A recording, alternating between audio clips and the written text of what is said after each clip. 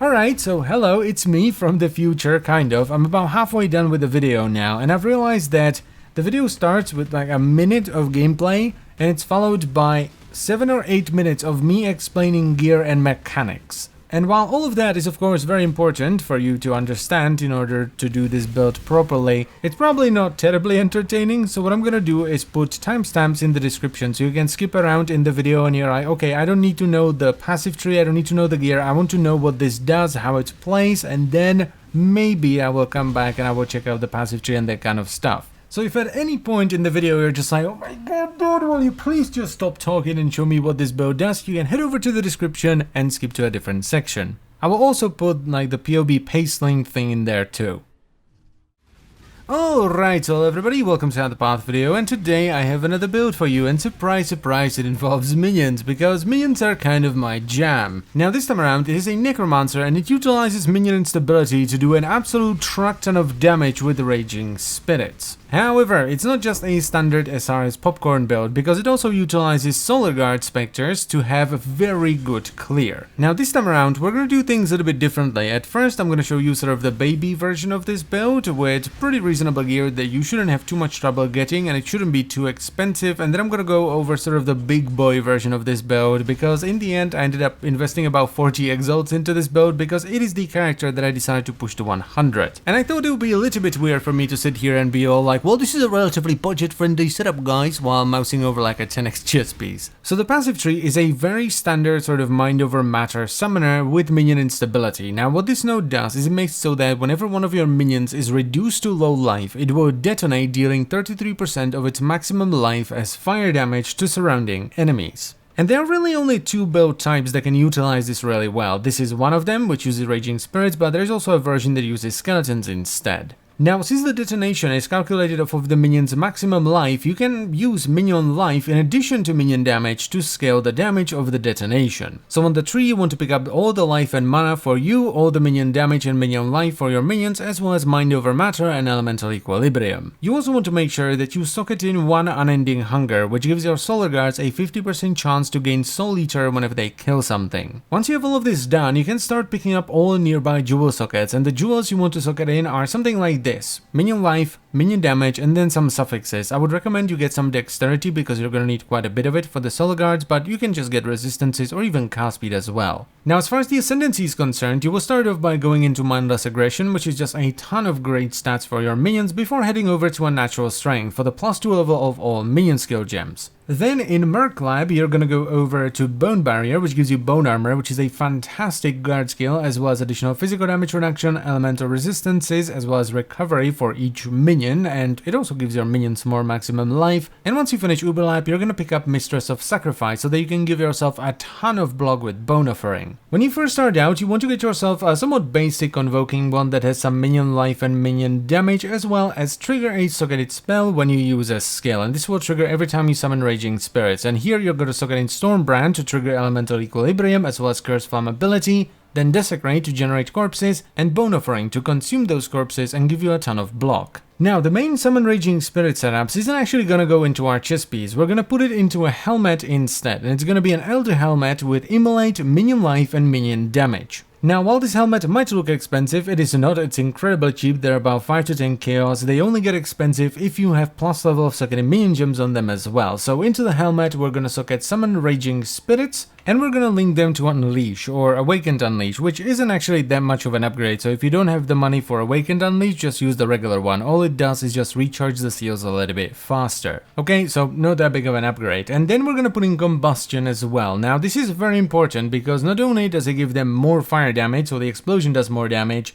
it also gives them a very high chance to ignite, and then enemies ignited by them take more fire damage. But it also allows us to take advantage of Immolate, which adds flat fire damage against ignited enemies. And finally we're gonna slap in an Empower. Now I'm currently using a level 4 Empower, but my Raging Spirits are also level 19, so it's like if you were to run a level 20 Raging Spirits with Empower level 3. Now after that we have the most important item in this build. The Tavukai Coral Amulet. This amulet gives all your minions from -17 to +17 chaos resistance. It gives your Raging Spirits increased duration, damage, and life, and it makes them take 20% of their maximum life as chaos damage every second. Now, the most important role here is the chaos resistance. You want to give them as much negative chaos resistance as possible, while of course getting at least decent rolls on the Raging Spirit's life and damage as well. This chaos resistance roll, as well as the amount of cast speed you get, will determine how much life regeneration you are allowed to pick up on the tree. Now, the reason you want to pick these up at all, because you want your Raging Spirits to die, is because most of them give you minion life as well, which is just more damage, but also because you want to keep your other minions alive. And the way you determine whether or not you have too much regen on the tree or you should get more minus chaos resistance on the amulet is just hardcasting your Raging Spirits and seeing whether or not you get to 20 before they start exploding. If you do this and you get even remotely close to 20, like 17 or 18 Raging Spirits, you either need to get more minus chaos resistance on the amulet or you need to drop some minion regen on the tree. Because deleting old Raging Spirits to summon new ones when you hit the cap doesn't reduce them to low life, so they won't detonate and simply disappear.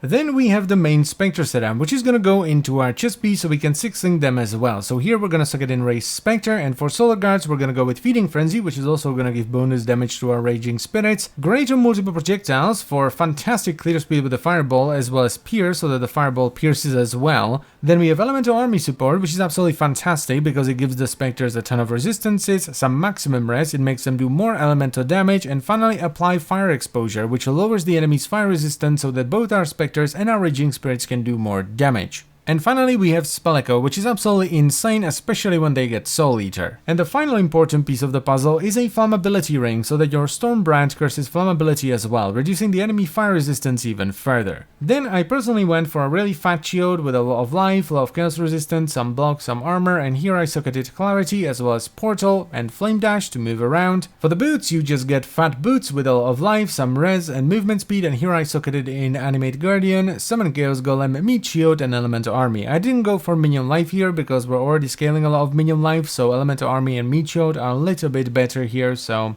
that's that. Then I have a pretty mediocre belt with some strength and chaos resistance, and here I socketed a Ghastly Eye Jewel with strength, dex, life, minion life, and then some minion chaos damage. Then for the gloves I just have dex, life, and res with Impale. I tried to get unnerved but it didn't happen, and here we are going to socket Val Summoned Skeletons, which we're gonna link to minion damage, minion life, and then Inferno Legion, so they burn and explode as well, and this will help you on like T16 bosses early on when you don't have really good gear. And finally I had to get an Unset Ring because I couldn't fit everything in, and it's just a little bit of life, a little bit of res, and some minion movement speed, and here I socketed Convocation because I couldn't fit it anywhere else. So that's kind of like the basic gear. Some of the pieces are a little bit more expensive, but you don't have to go too overboard with it. I just had them lying around, so I used them, but that's basically all you need to progress all the way up to T16s, start doing Guardians, whether it be Shaper or Elder, or Shaper and Elder themselves, as well as the Conquerors, and finally Cyrus.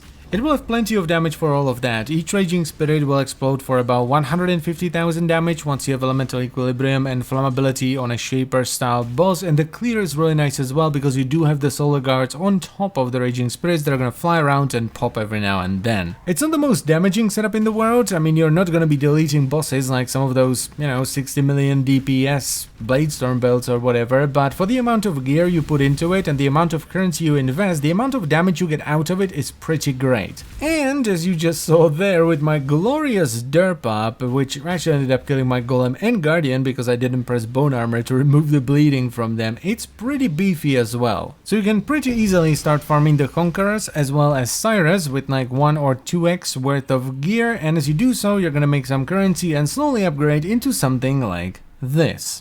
Now this is a bit of a different ballgame, so we start off with a slightly better wand that has +2 minion gems where you have all minions and then spell gems. You could theoretically get a +3 for the Raging Spirits if you were to get +1 fire gems as well, if you have like all the money in the world and you can mirror it. But for what we're doing, a +2 wand is more than enough. Then we're gonna get a slightly better helmet that has +3 level of socketed minion gems, level 20 immolate, level 18 minion life, and level 20 minion damage. You would ideally want to get level 20 minion life as well. And what this will do, combined with all the global modifiers as well as an Empower level 4, is give us level 31 Summon Raging Spirits. Now these chaps on a Shaper style boss will do like 70,000 DPS per spirit with auto attacks alone, and they will detonate for almost 400,000 damage. That's kinda nuts. I mean, if you were to take out Minion Instability and sit at 20 Raging Spirits, you would have 1.4 million DPS from them just auto-attacking the boss. Then I got one of the big Astro Plates. Someone is printing these out, so they have a bunch of random stats, but the important thing here is that they have 3 blue, 3 white, plus 1 Spectre, and then some other stats on them. I managed to get one with good fire resistance, and then a life and percent life crafted on top of it. And if you then put in a level 21 Race Spectre gem, which will go up to 25 thanks to all the global modifiers, we will go from 3 Spectres that were doing like 30-ish-k DPS to 5 Spectres that are doing almost 60k DPS. So this will just kind of get your clear speed, not that it was bad to begin with. Then I got a much better Tavukai that gives my minions even less chaos resistance, and it has perfect spirit duration, damage and life, and it's not corrupted, so I was able to allocate Soul of Steel. This is one of the most expensive anointments. It takes 3 golden oils and it's down by the Marauder, and what it does is it gives you flat armor, percent armor, max res, and then additional physical damage reduction. And that's really good because physical damage is the most dangerous thing for this build. Then I actually decided to drop Vaal Summon Skeletons, so in my boots, just to make sure my Guardian doesn't die because he has like 3x worth of gear now, I have Animate Guardian with Minion Life, Meat Shield, and Elemental Army support. This pretty much makes my Guardian immortal because he now has a Kingmaker for the Fortifying Calling Strike, and he also has Grotcalls, so he has like over 100,000 life and he regenerates like 10,000 life per second. And I moved the Chaos Golem into the gloves with Meat Shield and Elemental Army so that I don't have to resummon him constantly, and I also was able to put in Convocation, which allowed me to drop the Unset Ring and get a much better Vermilion Ring instead. Now, as I've said already, if you get to this level of gear, it's a bit of a different ball game. It's probably one of the fastest minion setups out there. I can't think of a minion setup that can beat 5-6 linked Solar Guards with Soul Eater. And the Raging Spirits just absolutely delete bosses, especially since most of the time you can pre-fire them as well. So while you can definitely start off with some reasonable budget gear and go all the way up to Cyrus and even defeat Cyrus, if you have a lot of currency and you don't necessarily want to play like the Zombie Baron setup, this is a great build to go for. It's also a very safe setup. You're going to be sitting at like 7, maybe 7.5, maybe even 8,000 effective life with Mind Over Matter, with decent resistances and pretty easy to cap chaos resistance because you get a ton of resistance from being a Necromancer and from the tree. Then you have a ton of block from Bone Offering, so you have a pretty solid chance to just not take damage in general. And also, the Raging Spirit setup with Unleash is really good for bossing because you just run, then you unleash, run, unleash, run, unleash. You don't even have to be near the boss most of the time, though every now and then you do want to cast on top of the boss so that you drop Stormbrand for Elemental Equilibrium and to Curse Flammability. Also, I have a question for you. Am I doing something wrong on Drox? Because most of the time I can drop him really fast, but every now and then he will go into his banner phase and get insane damage reduction until the end of the fight, and I have no idea if it's something I'm doing or if it's just how the fight is. But anyway, this is my Summon Raging Spirits Minion Instability Necromancer that also utilizes Solar Guards for mad clear speed. You can get it going with pretty basic gear and progress all the way up to T16s and even defeat Cyrus no problem, and once you get some currency and you start investing into it, it's absolutely nuts. Even the leveling was pretty smooth. It took me less than 8 hours to get to maps and I level very slowly, so just rush Minion Instability and then link your Raging Spirits to Infernal Legion to degen them before you get the Tavukai Amulet. There's a reason why I decided that this is going to be the character that I will finally take to 100, which is something that I've never done before. It's just a really fun character. And that is pretty much it for the video, so I thank you very much for watching as always guys. I hope you've enjoyed it and I will see you some other time. Bye bye.